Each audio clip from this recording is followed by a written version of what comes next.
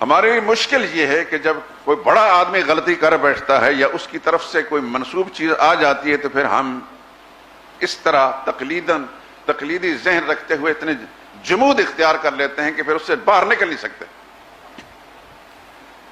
بدقسمتی سے یہ روایت بخاری اور مسلم میں آ گئی ہے.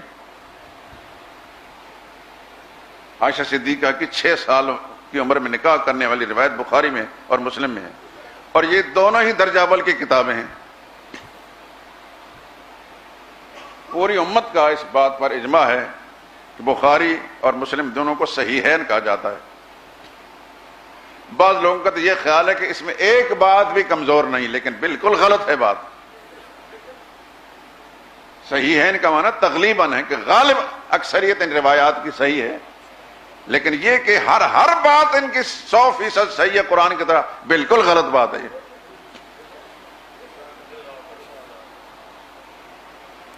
اللہ تعالیٰ علامہ جلال الدین سیوطی کی قبر پر رحمتوں کی بارش نازل فرمائے. انہوں نے کتاب تدریب الراوی ہے، حدیث کے اصولوں پر لکھی ہے. اس کے اندر لکھا ہے کہ مسلم مملو من شیعہ، شیعت سے بھری پڑی ہے،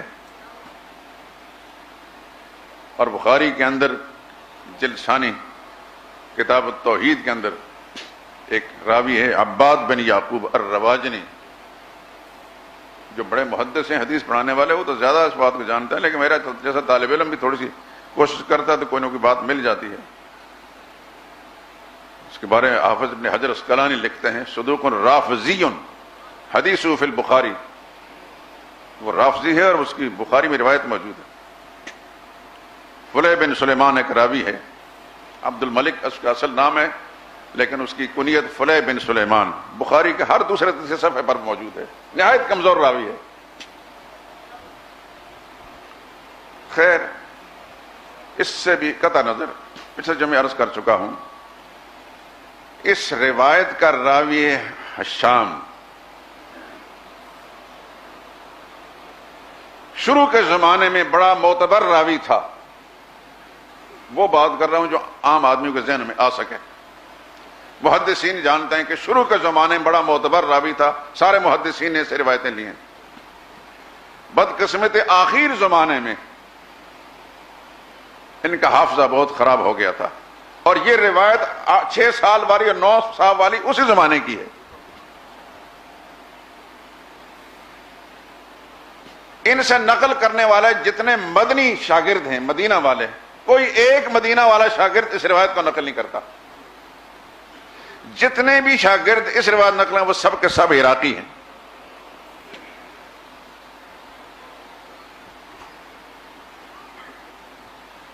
جس آدمی نے اس پر تحقیق کی ایک ایک چیز کی، چونکہ رسول اللہ صلی اللہ علیہ وسلم کی آبرو کا مسئلہ تھا، عائشہ صدیقہ رضی اللہ تعالیٰ عنہ کے ناموس کا مسئلہ تھا، دنیا کفر نے اس روایت کو لے کر حضور صلی اللہ علیہ وسلم کے خلاف وہ طوفان بدتمیزی کیا ہے. مغرب میں جو خاکہ شائع ہوئے ہیں وہ اسی روایت کی بنا پر ہوئے. مثال کے طور پر نقل کفر نباشد، یہ لفظ کہتے ہوئے میں شرم آتی ہے کہ مسلمانوں کا پیغمبر اتنا ہوس پرست تھا، معاذ اللہ، کہ اپنے ایک مرید کو اقتدار کا لالچ دے کر اس کے ساتھ اقتدار کا وعدہ کر کے میرے بعد آپ نے ہی اقتدار لینا ہے. اس کی چھوٹی سی نابالغ بچی، 6 برس کی بچی جو ہے، اس کو نکاح میں لے لیا. میں اور آپ کتنی تعویلیں بھی کریں میرے دوستو، کتنا بھی بچائیں بخاری کی روایت کو، یا بخاری کی روایت کو بچا لیں تو یا رسول اللہ کے ناموس کو بچا لیں. بخاری کے راوی کو مجروح ہونے سے ہمارے کفر لازم نہیں آتا، لیکن نبی کی ذات مجروح ہو جائے تو ہمارا ایمان باقی نہیں رہتا. اس ایک روایت کے ذریعے سے دشمن نے کئی شکار کیے ہیں. نبی کی ذات پر بھی حملہ کیا، عائشہ صدیقہ کی شخصیت کو مجروح کیا، ابوبکر صدیق کے گھرانے کو مجروح کیا ہے، بلکہ پورے اسلام کو مجروح کیا ہے.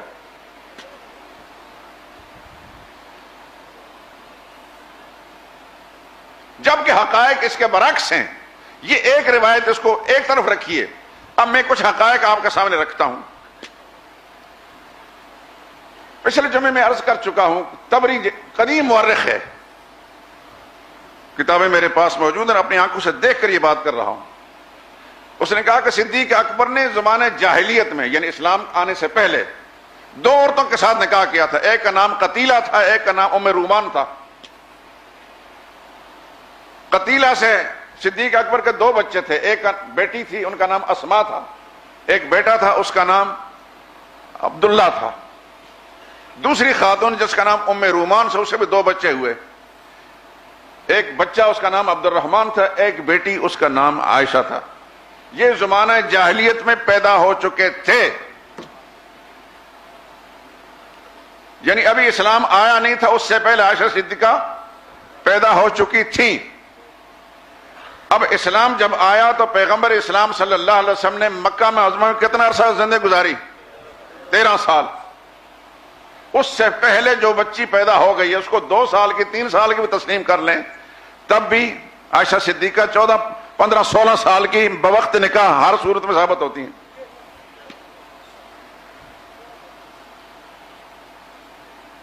دوسری بات،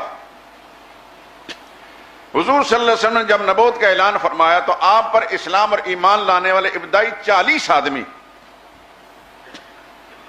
ان میں عائشہ صدیقہ کا نام بھی ہے۔ آپ ابن ہشام پڑھ کے دیکھ لیں، اس کا ترجمہ میں لکھا ہوا ہے، سیرت ابن ہشام۔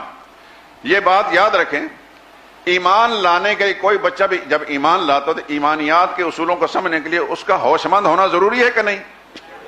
یہ 1-2 سال کا بچہ بھی اس کا ایمان کا اعتبار کو ہوتا ہے، کم از کم 6-7 سال کا بچہ ہو تب وہ بات کو سمجھنے کی صلاحیت رکھتا ہے۔ تو عائشہ صدیقہ رضی اللہ تعالیٰ عنہ اس فہرست میں شامل ہیں جو ابتدا میں رسول اللہ صلی اللہ علیہ وسلم پر ایمان لانے والے لوگ ہیں۔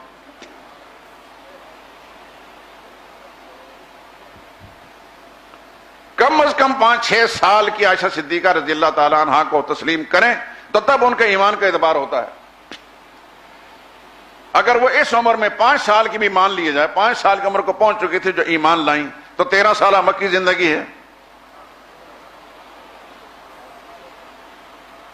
پھر رخصتی کا زمانہ جو ہے کتنا بنتا ہے؟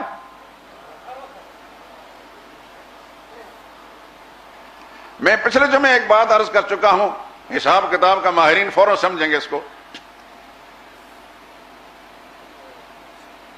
ان کی بڑی ہمشیرہ دوسری ماں سے، جن کا نام حضرت اسماء بنت ابی بکر ہے، مشہور صحابیہ ہیں، سن 73 ہجری میں فوت ہوئی، سب نے لکھا ہے۔ ایک بات، 100 سال کی عمر میں فوت ہوئی، سب نے لکھا ہے۔ یہ مسلمات میں اس میں اختلاف کسی کا نہیں۔ یہ اپنی چھوٹی بہن عائشہ سے 10 سال عمر میں بڑی تھیں۔ ان تینوں چیزوں کو سامنے رکھ کر ذرا حساب لگائیں۔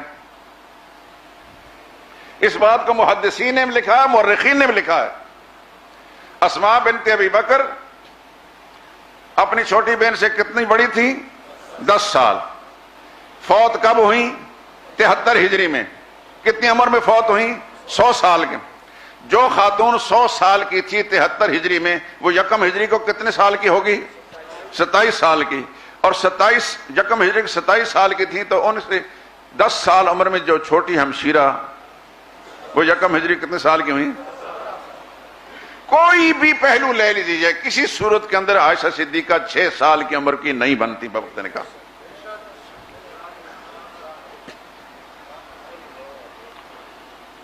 یہ تو میں نے سمپل 2-4 باتیں کی ہیں، آپ کو 10 دلائل اور دیے جا سکتے ہیں، 10۔ مثال کے طور پر 27ویں پارے میں ایک سورت ہے، سورہ قمر۔ یہ قرآنی ترتیب کے اعتبار سے 37ویں نمبر کی سورت ہے۔ قرآنی ترتیب 54 نمبر کی اور نزولی ترتیب 37ویں نمبر کی ہے۔ اس کی 46ویں نمبر کی آیت ہے، وَالسَّاعَةُ أَدْهَىٰ وَأَمَرَ۔ آپ صاحب یہ بات ٹھیک پڑھ رہا ہوں نا؟ وَالسَّاعَةُ أَدْهَىٰ وَأَمَرَ۔ قیامت کا منظر پیش کیا گیا، قیامت بڑی خوفناک ہوگی، بڑی تلخ حقیقت ہوگی۔ فرماتی ہیں جب یہ سورہ مبارکہ نازل ہوئی تو ہمارے گھروں کے اندر تلاوت ہوتی تھی، اور مجھے اچھی طرح یاد ہے یہ سورہ مبارکہ سن 490 میں نازل ہوئی۔ نبوت کا 4تھا سال تھا۔ تو جو بچی کہتی ہے کہ میں بڑی ہوشیار تھی، کھیلتی کودتی تھی، اور یہ سورہ نازل ہوئی اور اس کی آیت مجھے اسی طرح یاد ہے، تو کب پیدا ہو چکی تھی؟ رسول اللہ صلی اللہ علیہ وسلم کے ابتداء نبوت سے پہلے پیدا ہو چکی تھی۔ جو پہلو بھی لے لیے جائے میرے دوستو، کسی بھی صورت، سوائے بخاری کے اور مسلم کی ان دو روایتوں کو چھوڑ کر جتنے بھی حقائق ہیں وہ سب کا سب انکار کر رہے ہیں، اور وہ ثابت کر رہے ہیں کہ عائشہ صدیقہ رضی اللہ تعالیٰ عنہ کا رسول اللہ صلی اللہ علیہ وسلم کے جو نکاح میں آئیں وہ بالغ ہو چکی تھی۔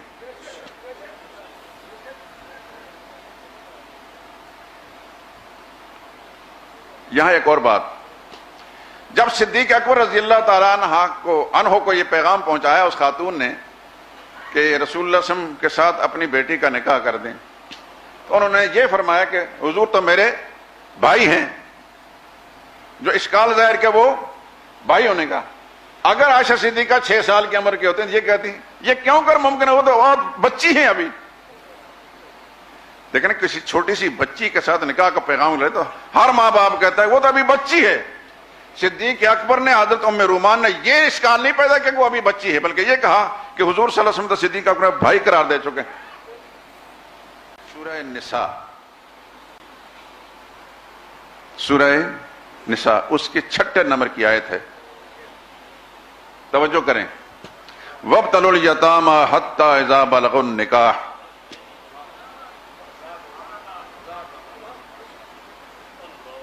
کہ کسی کے بچہ یتیم رہ جائیں تو ان کے مال کی حفاظت کرو، لیکن وہ مال تمہارا نہیں، ان بچوں ہی کا ہے، ان کو وقتاً آزماتے رہو کہ وہ مال کا تحفظ کر سکیں گے کہ نہیں کر سکیں گے۔ حتیٰ اذا بلغوا النکاح، یہاں تک کہ وہ نکاح کی عمر کو پہنچ جائیں۔ سب مفسرین میں نے دیکھا اذا بلغوا حد البلوغ، نکاح کا معنی کیا؟ حد البلوغ، بلوغت کو پہنچ جائیں۔ قرآن کریم اللہ کے لیے یہ مشکل نہیں تھا کہ یوں فرماتا حتی اذا بلغوا،